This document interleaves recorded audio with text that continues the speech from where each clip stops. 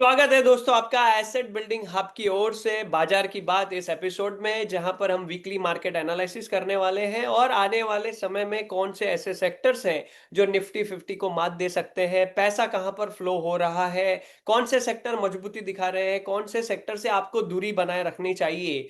और अगर आप ट्रेडर या इन्वेस्टर हैं और आप हमेशा चाहते हैं कि आप मार्केट से एक कदम आगे रहे, तो इस वीडियो को पूरा एंड तक देखते रहिए, क्योंकि इसमें मैं शेयर करने वाला हूं ऐसे सेक्टर्स जो आने वाली जो मार्केट की रैली है उसको लीड कर सकते हैं, जो रैली चल रही है उसको कंटिन्यू लीड कर सकते हैं। तो आइए शुरुआत करते हैं वीकली मार्केट एनालिसिस।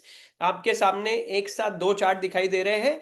एक चार्ट है हमारा लेफ्ट साइड में निफ्टी 50 का चार्ट, जिसमें भारत की टॉप 50 कंपनियां हैं और टॉप 50 कंपनियों का सेंटिमेंट किस तरीके से है उसके आधार पर हम ये चेक करेंगे कि पर्टिकुलर सेक्टर में क्या चीजें हो रही है।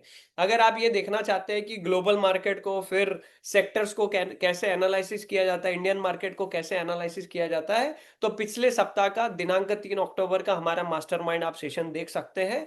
और उसको देखने के बाद अगर आप इसको देखेंगे तो और भी ज्यादा क्लैरिटी आपको मिलेगी। चलिए चलते हैं। ये निफ्टी का चार्ट आप देख रहे हैं जो लेफ्ट साइड में है, और जो राइट साइड में आप देख रहे हो निफ्टी बैंक का चार्ट है। तो जैसे अगर आपका बच्चा है, अगर वो 70% लेकर आता है और आप ये चेक करना चाहते हैं कि ओवरऑल इसने 70% लाए, 70% लाए, तो कौन से सब्जेक्ट्स में अच्छा है, कौन से सब्जेक्ट्स में अच्छा नहीं है, वो देखने के लिए आप सब्जेक्ट्स के मार्क को देखते हो। ओवरऑल 70% तो आया है उसका। तो आप जब आप चेक करते हो तो आपको पता चलता है कि इस बच्चे को साइंस में 90 मार्क्स आए हैं, मतलब साइंस में वो आउट परफॉर्मिंग कर रहा है। और उसको हिंदी भाषा में 70 मार्क आए, मतलब वो एवरेज है। और अगर उसको मैथ्स के अंदर 40 मार्क्स आए, 50 मार्क्स आए, तो हम ऐसा कह सकते हैं कि वो अंडर परफॉर्मिंग है। ठीक उसी तरह चार्ट पर जब हम देखते हैं, प्राइस एक्शन को हम देखते हैं, कुछ इंडिकेटर को देखते हैं, तो हमें पता चलता है कि निफ्टी की क्या स्थिति है और उसके आधार पर कौन सा सेक्टर निफ्टी में आउट परफॉर्म कर रहा है, निफ्टी में अंडर परफॉर्म कर रहा है, या निफ्टी के जैसे ही एट पार चल रहा है। और वीकली चार्ट देखने के पीछे कारण ये होता है क्योंकि वीकली एक मीडियम टर्म का टाइम फ्रेम होता है। तो मीडियम टर्म को देखने की वजह से आप पैनिक नहीं होते हैं, आप सही तरीके के डिसीजन लेते हैं, जिसकी वजह से आपकी वेल्थ क्रिएट होती है। याद रहे, स्टॉक मार्केट जो होती है वेल्थ क्रिएट करने के लिए होती है। बहुत कम लोग ऐसे होते हैं जो इंट्राडे करते हैं, फुल टाइम के रूप में स्टॉक मार्केट को लेते हैं और वो सक्सेस होते हैं। इसीलिए हमेशा जब भी आप ट्रेडिंग का प्लेटफॉर्म ओपन करते हैं, मैसेज लिख के आता है कि 10 में से 9 ट्रेडर पैसे गंवा देते हैं। ज्यादातर उनमें इंट्राडे ट्रेडर्स होते हैं। ध्यान रहे कि स्टॉक मार्केट वेल्थ क्रिएशन के बारे में होती है, उसके बारे में हम आगामी बात करने वाले हैं। चलिए चलते हैं चार्ट पर। सबसे पहले आप देख रहे हैं नीचे एक ब्लू कलर की लाइन है, आरएसआई 60 और 40 के बीच में ग्रे कलर है। वो हमें संकेत देती है अगर आरएसआई 60 के ऊपर निकलता है, इसका मतलब है कि उस गाड़ी को स्पीड आ गई है, मतलब वो प्राइस स्पीड में ऊपर जाने की दिशा की ओर बढ़ रहा है। अगर वो 40-60 के बीच में रहती है, मतलब वो साइडवेज मोमेंटम रहती है, और बिलो 40 रहती है तो तेजी से नीचे जाने की स्पीड बढ़ रही है, ऐसा संकेत होता है। फिर आप कैंडल पैटर्न को देखेंगे, एक कैंडल ग्रीन दिख रही है, एक कैंडल लाल दिख रही है। लाल यानी बेरिश कैंडल, ग्रीन यानी कि बुलिश कैंडल। और एक रेड लाइन दिख रही है बीच में, वो है 20 मूविंग एवरेज। और ब्लैक अपर और लोअर जो दिखाई दे रही है लाइन, वो बोलिंजर बैंड की लाइन है। 20 प्लस 2 डेविएशन, 20 माइनस 2 डेविएशन उसको कहा जाता है, जिसके माध्यम से हमें पता चलता है वोलेटिलिटी किस तरीके से बढ़ रही है। तो निफ्टी को अगर चार्ट को देखेंगे तो हमने वहां पर एक लाइन ड्रॉ की है, गैप रेसिस्टेंस वहां पर लिखा है। उसका मतलब ये होता है कि अगर मार्केट पिछले दिन से अगले दिन नीचे की प्राइस पर खुलती है तो गैप हो जाता है, और गैप जो होता है अगर नीचे की ओर खुले तो रेसिस्टेंस का काम करता है। और अगर ऊपर की ओर खुले, मार्केट आज जहां बंद हुई अगले दिन उससे ऊपर खुल गई, तो गैप बनता है, वो गैप सपोर्ट का भी काम करता है। तो गैप हमेशा सपोर्ट और रेसिस्टेंस का काम करते हैं। जैसे कि आप निफ्टी के चार्ट पर देख रहे हैं, वो जो रेखाएं हैं हमने कई सप्ताह पहले खींच के रखी थी डेली कैंडल्स के ऊपर। तो डेली चार्ट पे आप जब जाएंगे तो आपको पता चलेगा। और एग्जैक्टली तीसरी बार ये है जहां पर वो रेसिस्टेंस ले रहा है। पहले एक छोटी लाल कलर की कैंडल है, फिर एक ग्रीन कलर की कैंडल है, और अभी वाली करंटली वीक की वहां पर वो कैंडल है।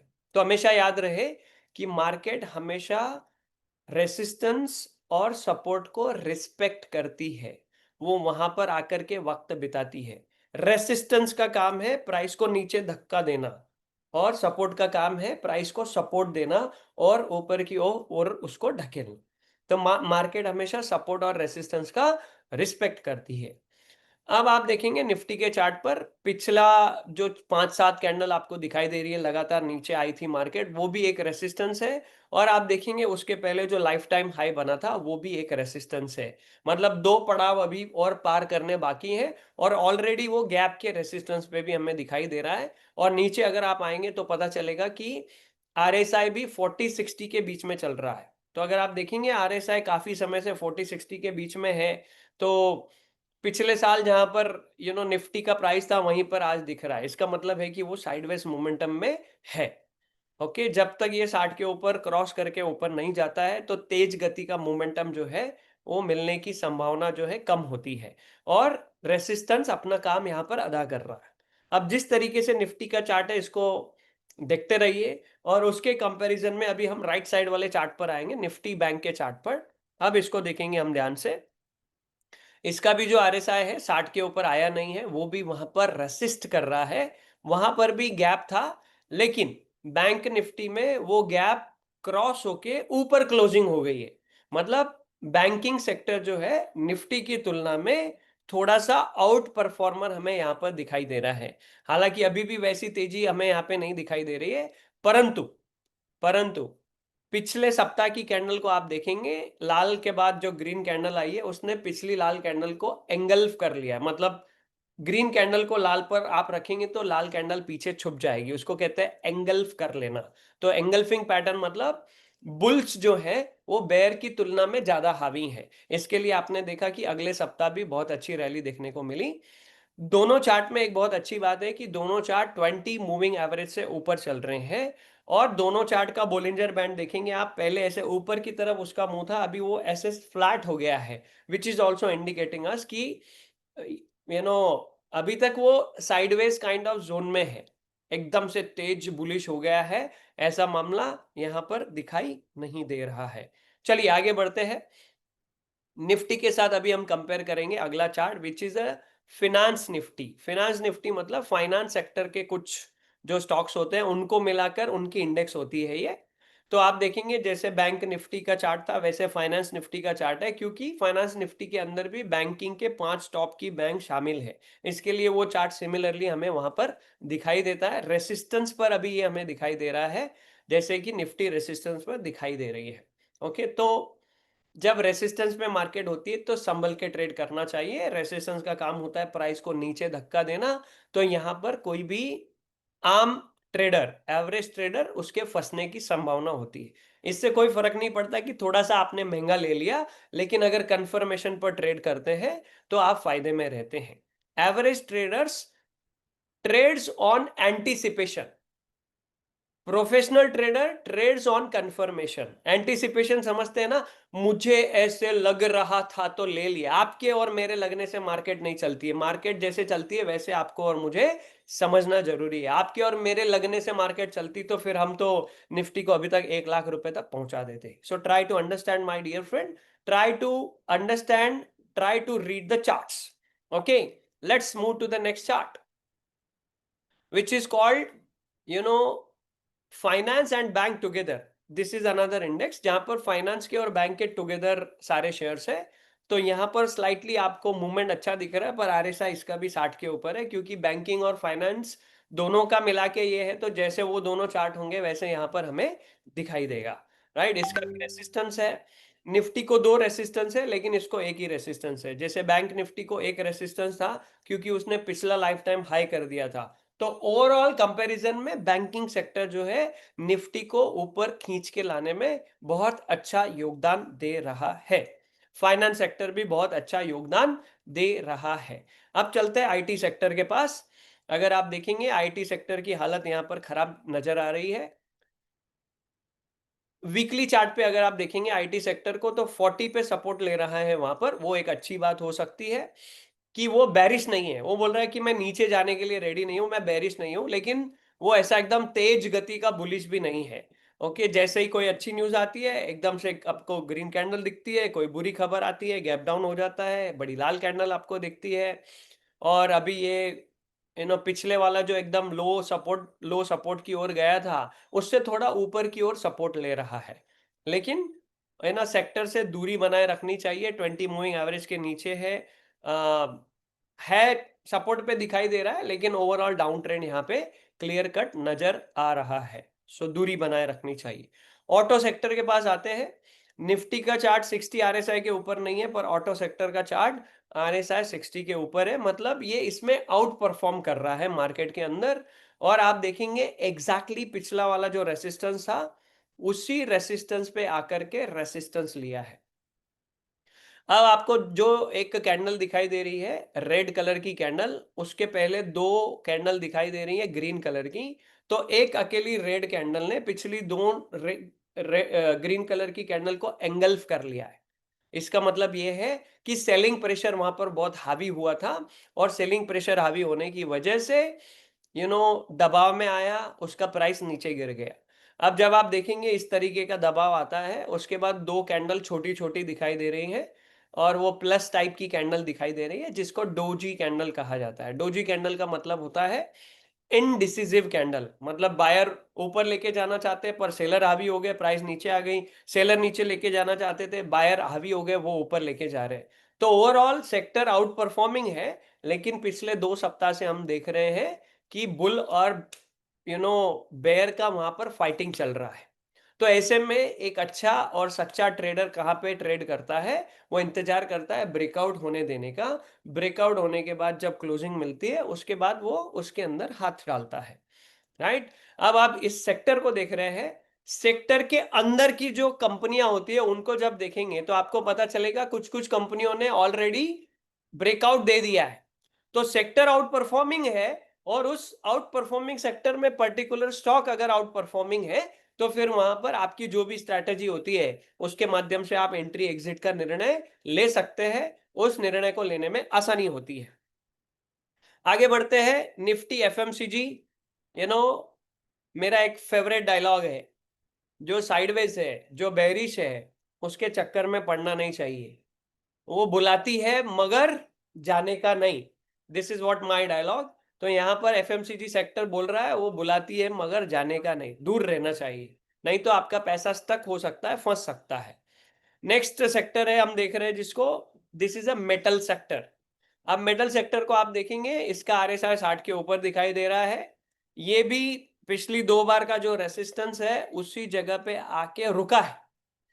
पिछले हफ्ते का बहुत अच्छा ब्रेकआउट दिया इसने, और अभी वहां पे डोजी कैंडल दिखाई दे रही है। डोजी कैंडल का मतलब क्या होता है?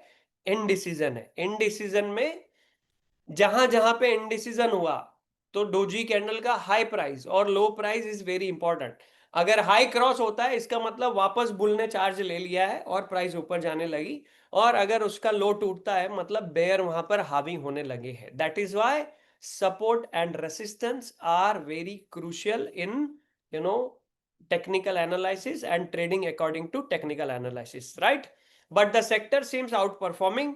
तो हमने देखा ऑटो सेक्टर आउट परफॉर्मिंग है, हमने देखा मेटल सेक्टर आउट परफॉर्मिंग है, लेकिन दोनों ही सेक्टर जो है रेसिस्टेंस पर है। तो संभाल के वहां पर निर्णय लेना चाहिए।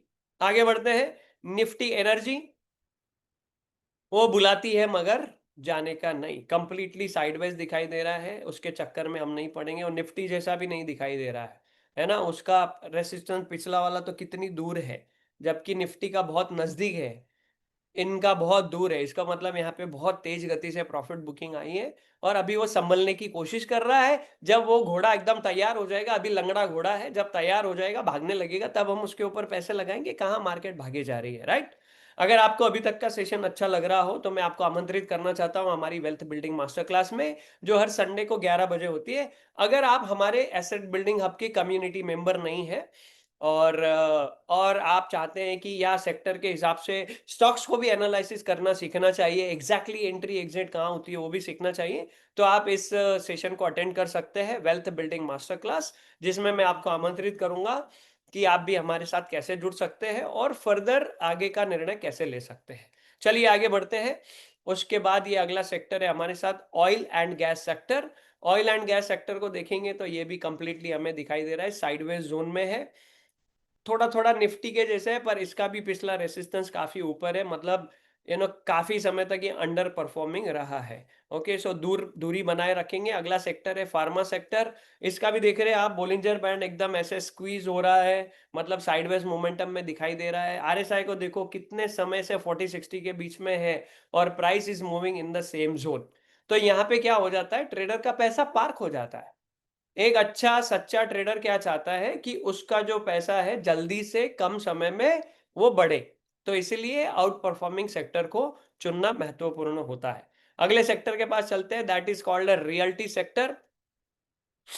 रियल्टी सेक्टर अंडर परफॉर्मिंग दिख रहा है, इसका आरएसआई 20 मूविंग एवरेज के भी ऊपर आता हुआ अभी तक दिखाई नहीं दिया है।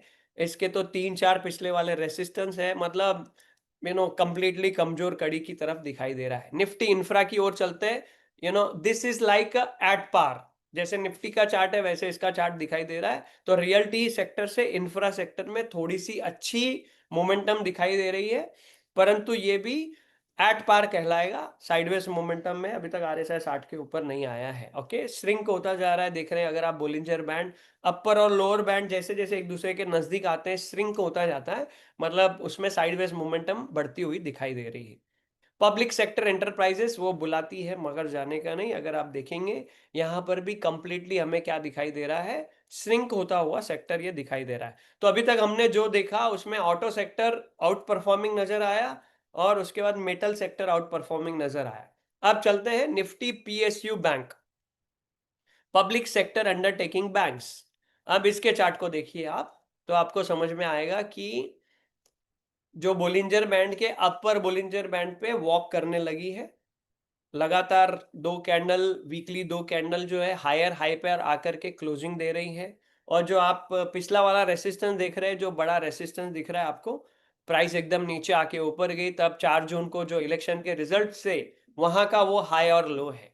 और कभी भी ऐसा लाउड मोमेंटम कभी किसी दिन होता है, उस दिन का हाई और लो जब बनता है वो बहुत ही इंपॉर्टेंट होता है, क्योंकि इतने बड़े पैनिक में भी एक पर्टिकुलर प्राइस रेसिस्टेंस का काम कर गई और एक पर्टिकुलर प्राइस सपोर्ट का काम कर गई। तो वो सपोर्ट और रेसिस्टेंस जो है बहुत ही इंपॉर्टेंट होता है। जैसे आप देखेंगे वो सपोर्ट लेवल जब टूटा तो प्राइस काफी नीचे चली गई और अभी ऊपर की ओर रेसिस्टेंस का टूटना बाकी है। अब उस बड़ी रेड कैंडल को छोड़ देंगे तो उसके पहले वाले जो 2-4 रेसिस्टेंस आपको दिखाई दे रहे हैं, उन रेसिस्टेंस के एग्जैक्टली ऊपर आके क्लोजिंग होती हुई दिखाई दे रही है। मतलब 3 सेक्टर में अगर आप सेक्टर को नंबर वाइज करेंगे तो पीएसयू बैंक का नंबर 1 आएगा, मेटल का नंबर 2 आएगा और नंबर 3 आएगा ऑटो सेक्टर, है ना। तो इन 3 सेक्टर के अंदर पिछले सप्ताह भी यही 3 सेक्टर सामने आ रहे थे, लेकिन अब तीनों का अगर कंपैरिजन करेंगे तो पीएसयू बैंक हमें दिखाई दे रहा है कि ये ज्यादा मजबूती का सेक्टर है। ओके, प्राइवेट बैंक के पास चलते हैं। तो प्राइवेट बैंक भी अच्छा दिख रहा है, लेकिन इसको भी रेसिस्टेंस है। तो प्राइवेट बैंक की तुलना में PSU bank, public sector undertaking bank, और प्राइवेट बैंक दोनों की तुलना में पीएसयू बैंक का जो है रुझान जो है बड़े ट्रेडर्स का पीएसयू बैंक में, एफआईआई डीआईआई का वहां पे ज्यादा नजर आ रहा है। राइट, डिफेंस सेक्टर वो बुलाती है मगर जाने का नहीं। 20 मूविंग एवरेज के नीचे है, मतलब उसको सोचना ही नहीं चाहिए। Okay, because 20 moving average is a magical moving average. उसके ऊपर प्राइस होता है तो वो बुल रन के लिए रेडी होता है, उसके नीचे जाता है तो वो हमारे लिए बेरिश जोन में होता है। इतना भी अगर आप इस सेशन से लेके गए तो बहुत अच्छे पैसे कमा सकते हैं। जाके किसी भी टाइम फ्रेम पे चेक कर लीजिए, 20 मूविंग एवरेज के ऊपर प्राइस आती है तो कैसे ऊपर की ओर रन होती है, 20 एमए के नीचे आती है तो कैसे नीचे की ओर रन होती है। स्टॉक मार्केट में पैसा बनाना रॉकेट साइंस नहीं है, जितना आप उसको आसान रखेंगे उतना अच्छा पैसा बना सकेंगे। आगे बढ़ते हैं, निफ्टी मीडिया कंप्लीटली वो बुलाती है मगर जाने का नहीं। ओके, ऐसे से मेरे को तो कम भाव में मिल रहा है सर मैं ले लूंगा, ऐसे किसी सेक्टर में हाथ नहीं डालना चाहिए। निफ्टी कंज्यूमर ड्यूरेबल ये भी कंप्लीटली साइडवेज मोमेंटम में है, नॉट एट पार भी नहीं है। पिछले दो बड़े रेसिस्टेंस है और तीसरा ये करंट रेसिस्टेंस यहाँ पे दिखाई दे रहा है और हाथ नहीं लगाने का। Right, so my dear friends, बहुत बहुत धन्यवाद आपका इस वीडियो को देखने के लिए। अगर आपको ये वीडियो पसंद आया तो कम से कम एक दोस्त के साथ जिसको जरूरत है और आप चाहते हैं कि उसका भला हो, जरूर शेयर कर देना। और अगर अगले आपको इनसाइट्स हमारी ओर से अगर प्राप्त होते रहे, ऐसा आप चाहते हैं, तो नीचे जाके सब्सक्राइब कर लीजिए हमारे इस चैनल को और बेल आइकन दबा के रखेंगे तो आपको मैसेज मिलता रहेगा, अलर्ट मिलता रहेगा। इस वीडियो को यहाँ तक देखने के लिए आपका बहुत-बहुत धन्यवाद।